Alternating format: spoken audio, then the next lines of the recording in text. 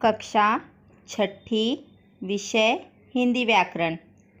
हिंदी व्याकरण में आज हम शुद्ध लेखन के बारे में पढ़ेंगे। अक्सर ऐसा होता है कि छात्रों को हिंदी भाषा के व्याकरण संबंधी नियमों की जानकारी नहीं होती है या फिर हिंदी लेखन के अभ्यास में कमी होने के कारण विद्यार्थियों से लिखते और बोलते समय शब्दों या वाक्यों में अशुद्धियाँ हो जाती हैं। लेखन अशुद्धि के कारण विद्यार्थी परीक्षा में प्रश्न का सही उत्तर जानते हुए भी अशुद्धि के कारण अपने अंक गंवा बैठते हैं। इसलिए आज हम इस पाठ में कुछ शुद्ध लेखन के बारे में पढ़ेंगे। हिंदी ही नहीं, किसी भी भाषा को शुद्ध लिखने के लिए हमें क्या क्या जानना ज़रूरी है वह हम देखेंगे। सबसे पहले तो हमें वर्णमाला का सही ज्ञान होना चाहिए।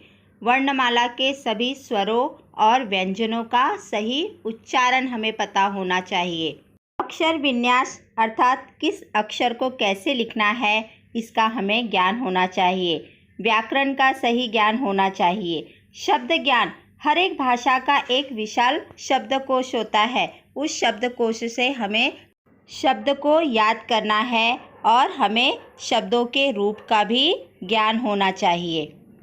अब हम कुछ अशुद्ध शब्दों के उदाहरण देखेंगे। पहला है कीमत। अब बच्चों यहाँ पर कीमत में क के ऊपर छोटी ई की मात्रा लगी हुई है, जबकि उसका शुद्ध शब्द होता है कीमत में क पे बड़ी ई की मात्रा आती है। रास्ता, रास्ता नहीं होता है, उसका शुद्ध शब्द होता है रास्ता। मिठाई, मिठाई में म पर बड़ी ई की मात्रा नहीं, छोटी ई की मात्रा आती है। प्रकृति, प्रकृति में त के ऊपर बड़ी ई की मात्रा नहीं, छोटी ई की मात्रा आती है। तू, तू में बड़ा ऊ आता है। अपुन को, यह अशुद्ध शब्द है। शुद्ध शब्द होता है अपने को। उसकू, उसकू नहीं, उसको। तुम, तुम में शुद्ध शब्द जो होता है उसमें त पर छोटी ई की मात्रा आती है। वो जो होता है वो अशुद्ध शब्द है, उसका सही शुद्ध शब्द होता है वह। पति, पति में त पर छोटी ई की मात्रा आती है। क्योंकि, क्योंकि में यो के बगल में अनुस्वार लगता है। मेहनत, मेहनत नहीं होता है बच्चों, मेहनत होता है। ईश्वर, ईश्वर में ई छोटी वाली नहीं, बड़ी ई आती है। भवदीय, भवदीय में द पर बड़ी ई की मात्रा आती है। अब हम कुछ उदाहरण शुद्ध वाक्य लेखन के देखेंगे। जैसे पहला उदाहरण है बच्चों, अशुद्ध वाक्य है तुमको क्या मांगता है। उसका शुद्ध वाक्य होता है तुम्हें क्या चाहिए। दूसरा है वो मेरा किताब है। शुद्ध वाक्य होगा वह मेरी किताब है। तीसरा, राम ने रावण मारा। उसका शुद्ध वाक्य होगा राम ने रावण को मारा। अगला उदाहरण है हमको बाजार जाना है। यह अशुद्ध वाक्य है, इसका शुद्ध वाक्य होगा हमें बाजार जाना है। पांचवा उदाहरण है मेरे को पैसा चाहिए। इसका शुद्ध वाक्य होगा मुझे पैसा चाहिए। अगला उदाहरण है तुम कब आवेगे। इसका शुद्ध वाक्य होगा तुम कब आओगे। अगला उदाहरण है बिल्ली चूहे पर दौड़ा। इसका शुद्ध वाक्य होगा बिल्ली चूहे के पीछे दौड़ी।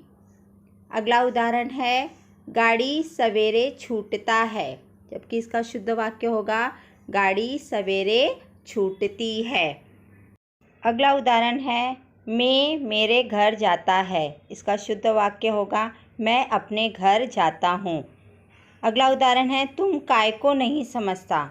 इसका शुद्ध वाक्य होगा तुम क्यों नहीं समझते। अगला उदाहरण हम पढ़गा तो पास होगा। इसका शुद्ध वाक्य होगा हम पढ़ेंगे तो पास होंगे। मेरे साथ चलो, जबकि इसका शुद्ध वाक्य होगा मेरे साथ चलो। अगला उदाहरण है हम तुम्हारा काम करेगा। शुद्ध वाक्य होगा हम तुम्हारा काम करेंगे।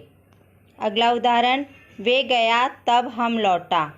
शुद्ध वाक्य होगा वे गए तब हम लौटे। अगला उदाहरण है तुम उधर ठीक ठाक होगा। शुद्ध वाक्य इसका होगा तुम वहाँ ठीक होंगे। तो बच्चों, यह शुद्ध लेखन के कुछ उदाहरण थे। धन्यवाद।